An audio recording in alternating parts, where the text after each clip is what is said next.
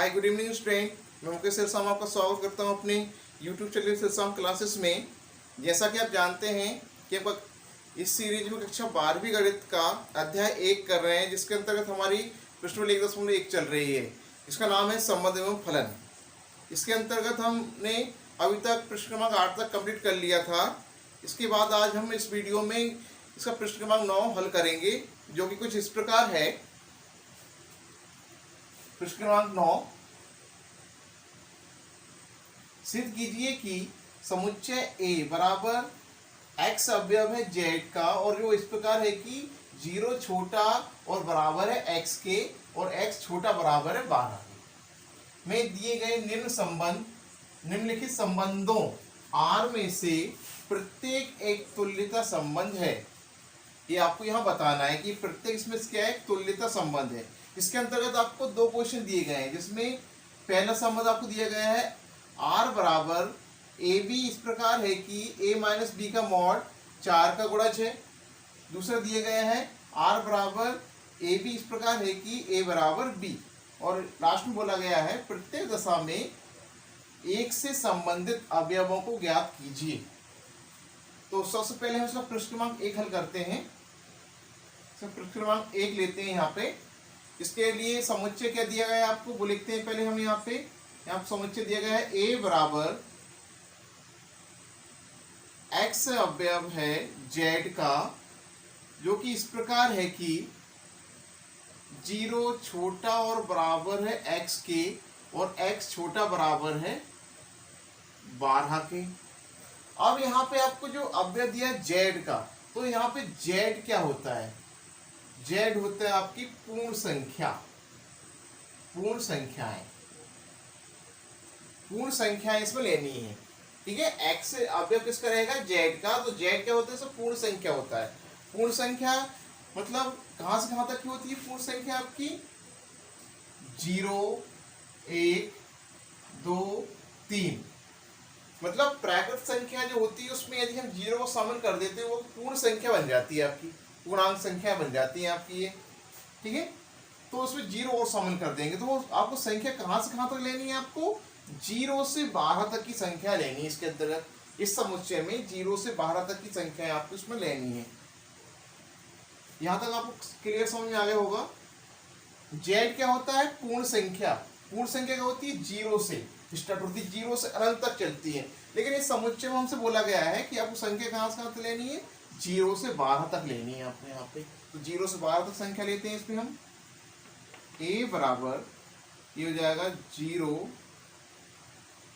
1 2 3 4 dash और ये 12 तक ले ली हमने यहाँ संख्याएं। इसके अलावा इसमें एक संबंध दिया गया है आपको R क्या दिया गया है आपको, यहाँ पे R दिया गया है कि इसमें ए बी इस प्रकार है कि a माइनस बी का मॉड 4 का गुणज है, 4 का गुणज है। ये आपको यहाँ पे दिया गया है कि a माइनस बी का जब हम मॉड निकालें तो वो हमेशा 4 का गुणज आना चाहिए। तो 4 का गुणज होते क्या है वो समझ लेते हैं पहले हम। यहाँ पे 4 के गुणज होते क्या है वो यहाँ बता देता हूँ मैं आपको। 4 के गुणज मतलब 4 का आप पहाड़ा पढ़ो इसके अंतर्गत। तो 4 कम 4, 4 दूनी 8 और 4 तिया 12, और इसके अंतर्गत 0 भी इसका एक गुणज होता है। तो इस प्रकार से 0 4 8 12 ये इसके गुणज होंगे, ठीक है। तो ये क्या हो जाएंगे, 4 के गुणज।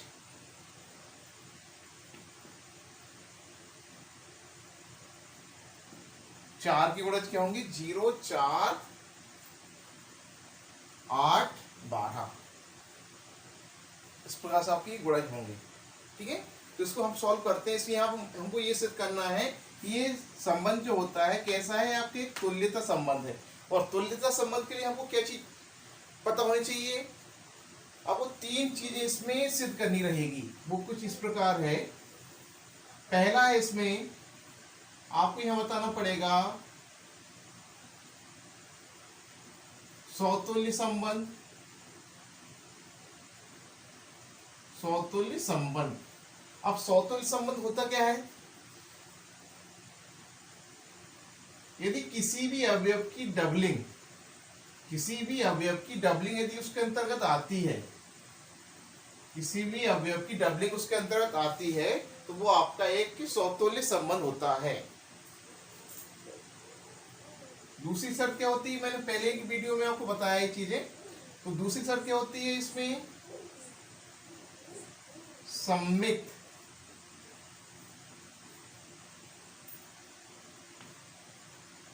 संबंध। सम्मित संबंध क्या होता है? यहां पे क्या होगा, मान लिया यदि ए बी अवयव है आर का, तो इसकी पलटी बी ए भी अवयव होना चाहिए आर का, तभी वो आपका सम्मित संबंध होगा। तीसरा इसमें होता है संक्रामक, संक्रामक संबंध। संक्रामक संबंध की शर्त क्या होती है? इसकी शर्त होती है यदि ए बी बी सी अवयव यदि आर का है, तो ए सी, इसमें जो ए सी होते हैं ये अवयव भी आर के अंतर्गत होनी चाहिए, तभी वो आपका संक्रामक संबंध होगा। जब कोई संबंध ये तीन प्रकार का हो जाता है तो उसी को बोला जाता है तुल्यता संबंध। मतलब हमको ये तीनों चीजें उसमें सिद्ध करनी है पहले। यदि तीनों चीजें उसमें सिद्ध हो जाती है, ये सही आती है, तो वो उसको कह देंगे हम कि ये एक कैसा है आपका एक तुल्यता संबंध है। तो चलिए स्टार्ट करते हैं इसको समझिए। तो पहली शर्त इसमें चेक करते हैं। पहली शर्त है इसमें सौतुल्य, सौतुल्य संबंध, सौतुल्य संबंध। अब सौतुल्य संबंध तो आपको पता ही है, किसी भी अवयव की यदि डबलिंग उसके अंतर्गत आती है तो आपका सौतुल्य संबंध होता है। तो यहां पे हम मान लेते हैं यदि ए अवयव है ए का, यदि स्मॉल ए अवयव है कैपिटल ए का, मतलब समुच्चय का, तो इसकी जो डबलिंग है, इसकी जो डबलिंग आएगी ए ए, ये अवयव होगा आर का, ये अवयव होगा आर का। इसका कारण बता देंगे।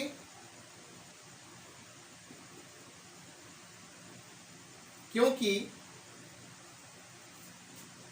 इसके अंदर देखते हैं कि a माइनस बी, यहां पे क्या हो जाएगा, a माइनस ए बराबर क्या आएगा आपका जीरो।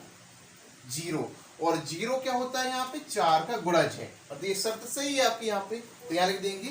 क्योंकि मॉड के अंदर a माइनस ए, इसको हम हल करेंगे तो काटेंगे तो जीरो है, जीरो बराबर जीरो आता है आपका मॉड के बाद भी। तो जीरो क्या हुआ आपके, चार का गुणज है, जो कि इसके अंतर्गत आता है आपका। तो यहाँ लिख देंगे जीरो जो कि चार का गुणज है, चार का गुणज है। चार का गुणज है तो ये आपका कैसा है, आपका एक तो सौतुल्य संबंध हुआ आपका। ठीक है, ये शर्त इसके अंतर्गत आती है। तो यहां लिख देंगे अतः आर आर सौतुल्य संबंध है, आर सौतुल्य संबंध है। पहली शर्त हम चेक कर ली। दूसरी शर्त चेक करेंगे। यहां पे हम दूसरी शर्त इसमें लेंगे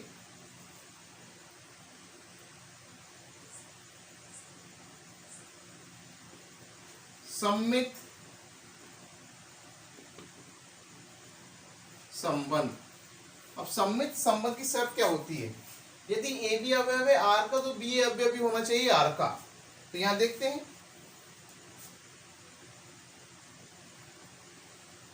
यदि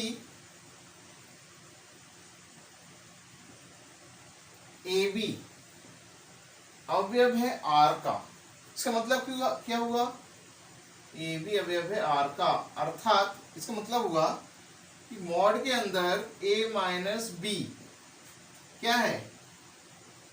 4 का गुणज है, 4 का गुणज है, 4 का गुणज है।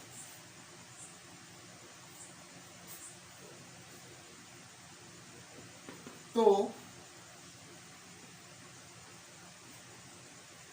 बी ए बी अवयव है आर का, तो बी ए अवयव भी होगा आर का, बी ए अवयव भी होगा आर का। इसका कारण बता देंगे, क्योंकि जब a माइनस बी 4 का गुणज है तो b माइनस ए भी 4 का गुणज होगा। क्या लेंगे? b माइनस ए 4 का गुणज होगा। जैसे हम कोई संख्या ले लें,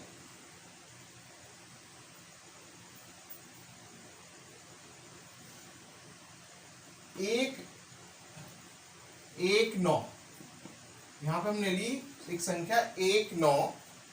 यदि 1 माइनस 9 बराबर कितना आएगा आपका? 8 आ रहा है, तो ये भी 4 का गुणज है, तो 9 माइनस 1 भी तो 8 ही आएगा, तो ये भी तो 4 का गुणज है। इसका मतलब क्या हुआ?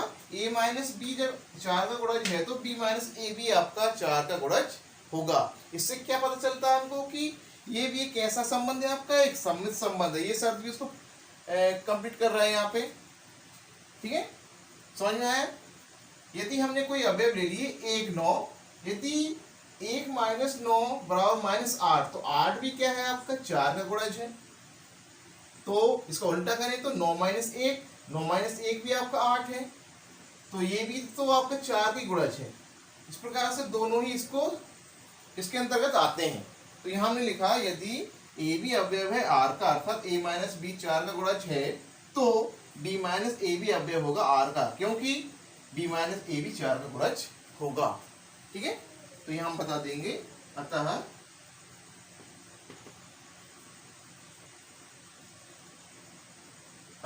आर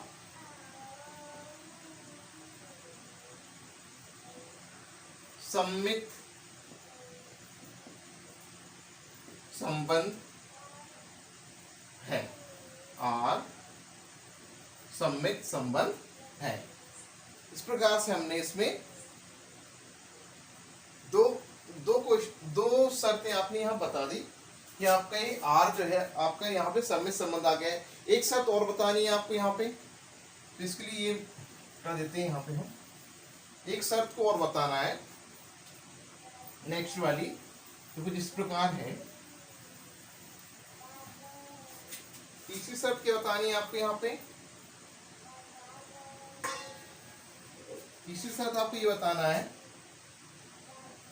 तीसरी संक्रामक संबंध, संक्रामक संबंध। अब संक्रामक संबंध क्या होता है? ए बी बी सी अवयव है आर का, तो ए सी अवयव भी होगा आर का। तो यहां चेक करते हैं इसको, यहां लेंगे, यदि ए बी अवयव है आर का, यदि ए बी अवयव है आर का, अर्थात क्या हुआ कि मॉड के अंदर a माइनस बी क्या हो जाएगा? 4 का गुणज है। ठीक है, यदि a भी अवयव है r का, अर्थात से क्या मतलब हुआ? a माइनस बी 4 का गुणज है, तथा BC अवयव है R का। इसका मतलब क्या हुआ? इसका मतलब होगा कि मॉड के अंदर B माइनस सी, यहां क्या लिखेंगे हम? मॉड के अंदर B माइनस सी 4 का गुणज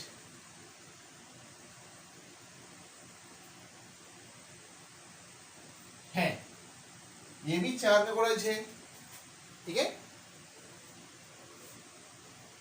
तो यहां देखिए, जब ए बी 4 का गुणज है, बी सी 4 का गुणज है, तो ए सी भी इसमें 4 का गुणज होना चाहिए। तो यहां बता देंगे, तो ए सी भी अवयव होगा आर का। भाई जब ए बी और बी सी अवयव है आर के, तो ए सी अवयव भी आर का होना चाहिए। ये भी इसके अंतर्गत ही आते हैं आपके। इसका कारण बता देंगे, क्योंकि मॉड के अंदर a माइनस सी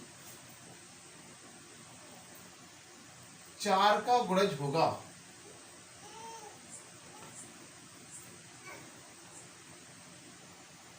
गुणज होगा, 4 का गुणज होगा। तो इस प्रकार से हमारी ये शर्त भी यहां कंप्लीट हो जाती है। इसका मतलब क्या हुआ कि ये भी एक संक्रामक संबंध है। यहां लिख देंगे, अतः आर संक्रामक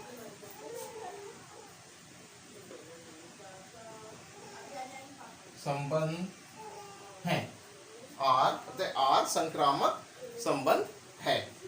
तो इस प्रकार से हमने बता दिया कि आपका ये संबंध जो है स्वतुल्य संबंध भी है, सममित संबंध भी और संक्रामक संबंध भी है। अब तीनों से हमको क्या निष्कर्ष निकलता है? जब ये आपका ये संबंध आपको तीनों प्रकार का संबंध है, तो ये आपको कैसे हो जाएगा? तुल्यता संबंध। यहाँ लिख देंगे,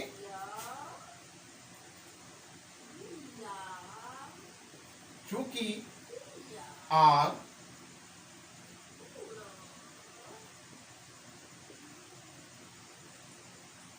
आर स्वतुल्य सममित तथा संक्रामक तीनों प्रकार के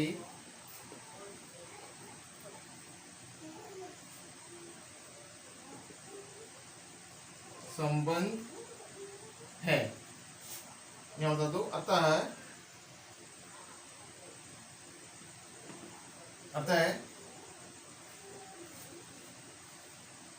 आर एक तुल्यता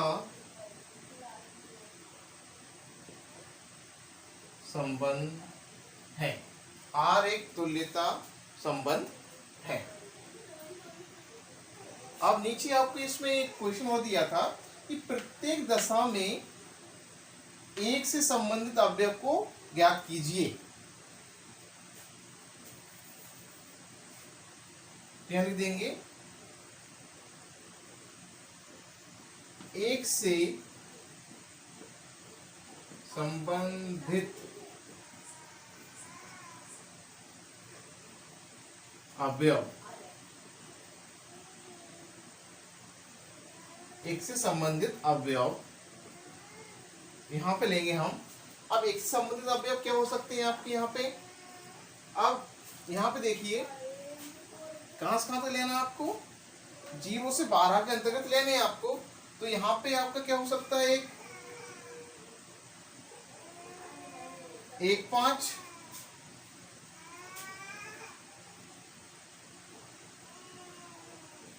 एक तो आपका क्या हो सकता है? 1 हो सकता है। दूसरा हो जाएगा 1 5 और एक हो जाएगा आपका 1 9। कैसे? 1 में से 1 घटाएंगे तो 0 आएगा, 1 में से 5 घटाएंगे तो 4 आएगा, 1 में से 9 घटाएंगे तो 8 आएगा आपका। चाहे उसका उल्टा क्यों ना करते हम, ठीक है। उल्टा करेंगे तो इसका क्या हो, इसका 0 आएगा, इसका 4 आएगा, इसका आपका 8 आएगा। यदि हम इस पे 5 माइनस 1 करते तो भी 4 आएगा, वो भी 4 का गुणज होगा। 9 माइनस 1 करें तब भी 4 का गुणज होगा वो आपका, ठीक है। इस प्रकार से इस कंडीशन में आपका 4 गुणज, इसका समय अवयव क्या मिलेंगे, एक तो आपका 1 मिलेगा यहाँ पे, एक 5 मिलेगा और एक आपका 9 मिल जाएगा। तो इस प्रकार से हमारे 1 से संबंधित अवयव क्या हो जाएंगे, 1, 5, 9। 1 से संबंधित अवयव हमारे क्या निकले यहाँ पे, 1, 5, 9। तो इस प्रकार से हमारा ये पहला क्वेश्चन कंप्लीट हो गया। यहाँ पे आपका ये 1, 5, 9 ये आपका पहला क्वेश्चन यहाँ पे कंप्लीट हो गया। इसमें चलिए इसका सेकंड क्वेश्चन देखते हैं। तो सेकंड क्वेश्चन क्या है आपका, r बराबर ए बी, इस प्रकार है कि a बराबर b। तो इसका समुच्चय क्या दिया है वो लिख लेते हैं पहले हम। यहाँ पे इसका सेकंड क्वेश्चन हल करेंगे। यहाँ पे हम आपको यहाँ दिया है a बराबर x अवयव है z का, जो कि इस प्रकार है कि 0 छोटा और बराबर है x के और x छोटा बराबर है 12 के। तो a बराबर यहां हो जाएगा आपका, इसको फिर से वही आ जाएगा आपका 0, 1, 2, 3, 4 डेड डेस 12 तक आ जाएगा आपके यहाँ पे। इसमें जो संबंध दिया गया वो क्या दिया गया आपको, r बराबर यहाँ पे दिया गया आपको ए बी, इस प्रकार है कि a बराबर b, a बराबर b। तो इसमें हमको अभी चेक करना है। तो फिर से पहला चेक करते हैं हम यहाँ पे, पहली शर्त इसकी चेक करते हैं। पहली शर्त इसकी है समतुल्य संबंध। समतुल्य संबंध क्या होता है, तो समतुल्य संबंध में मैंने आपको बताया था कि किसी भी अवयव की डबलिंग उसके अंतर्गत आनी चाहिए तो वो समतुल्य होगा। तो यहाँ वो लिख सकते हैं हम यहाँ पे, यदि मान लिया जाए कि a अवयव है a का, a अवयव है a का, तो इसकी जो डबलिंग है, इसकी जो डबलिंग है वो आपके r के अंतर्गत होगी, r के अंतर्गत होगी। क्योंकि इसका कारण बता दो कि a बराबर a, a बराबर a होगा, और यहाँ पे ये दोनों आपस में बराबर होने चाहिए, ठीक है। क्योंकि a बराबर है, a बराबर a होगा। तो यहाँ लिख देंगे अतः r समतुल्य संबंध है, r समतुल्य संबंध है।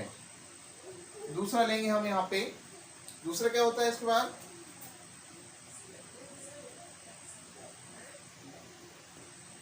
सममित संबंध। सममित संबंध, सममित संबंध लेंगे यहाँ पे हम इसको। तो सममित संबंध क्या होता है, यदि a भी अवयव है r का तो उसकी पलटी उसके अंतर्गत होनी चाहिए। तो क्या देखते हैं हम, यदि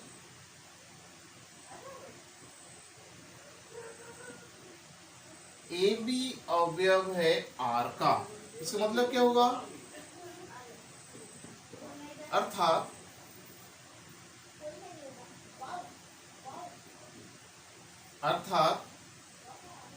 a बराबर b ही है, a बराबर b है। तो बी ए अवयव भी होगा r का, बी ए अवयव भी होगा r का,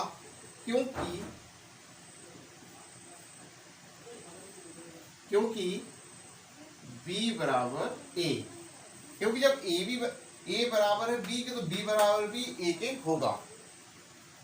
तो यहां लिख देंगे ए बराबर बी है तो बी बराबर ए होगा। अभी दोनों शर्त आपकी यहाँ पे कंफर्म हो रही है, तो यहाँ लिख देंगे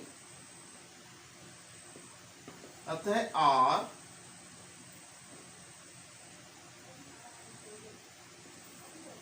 सममित संबंध है। आर सममित संबंध है। तीसरी शर्त इसकी क्या होगी? तीसरी शर्त होगी यहाँ पे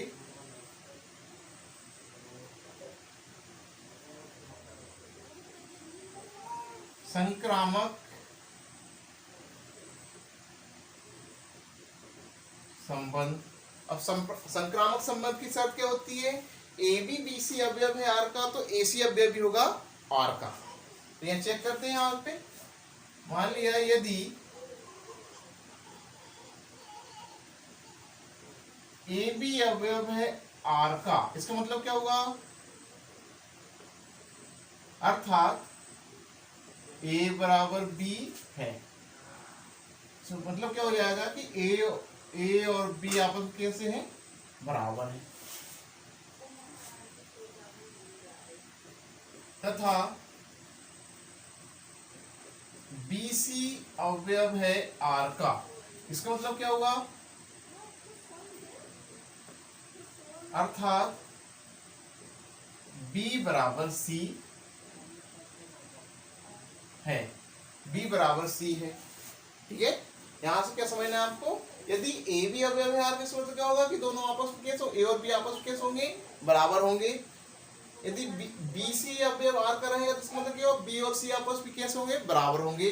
अब ये दोनों आपस में बराबर थी, ये दोनों भी आपस में बराबर होने चाहिए, तो यहाँ बता देंगे। तो ए सी अवयव भी होगा आर का, ए सी अवयव भी होगा आर का, क्योंकि यहां समझिए ए बी और बी सी आपस में बराबर है, तो ये भी फिर आपस में बराबर होंगे ना भाई। ये इसके बराबर है और ये इसके बराबर है, तो ये दोनों भी आपस में बराबर हो जाएंगे। तो यहां लिख देंगे हम यहाँ पे ए सी ए बराबर होगा सी के, तो लिख देंगे होगा।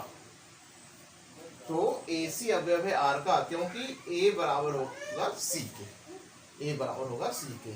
तो यहां पे ये क्या हो जाएगा आपका? संक्रामक संबंध लिख देंगे। अतः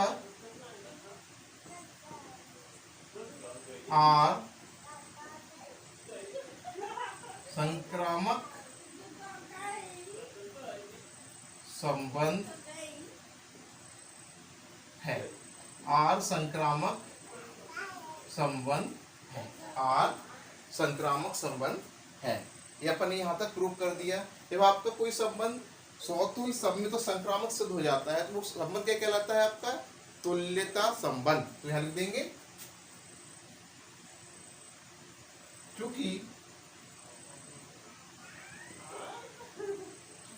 क्योंकि आर स्वतुल्य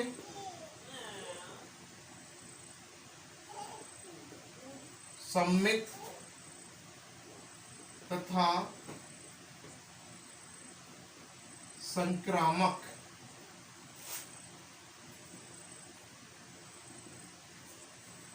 संबंध तीनों है। इसमें जो आर है वो स्वतुल्य सममित और संक्रामक तीनों प्रकार का संबंध है आपका। तो तीन प्रकार का संबंध है, तो आर क्या कहलाएगा? यहाँ पे आपका कहलाएगा एक तुल्यता संबंध। तो यहाँ लिख देंगे अतः आर एक तुल्यता संबंध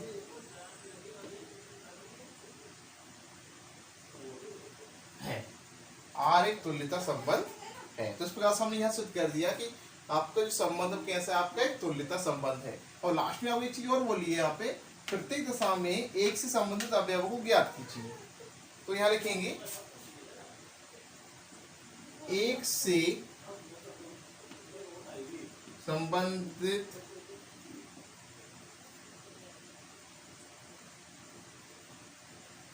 अवयव। अब एक से संबंधित अवयव किस कंडीशन में होने चाहिए वो आपके, जब आपस में दोनों आपस में बराबर हो। तो यहाँ पे चेक करते हैं 0 से 12 तक में 1 माइनस 1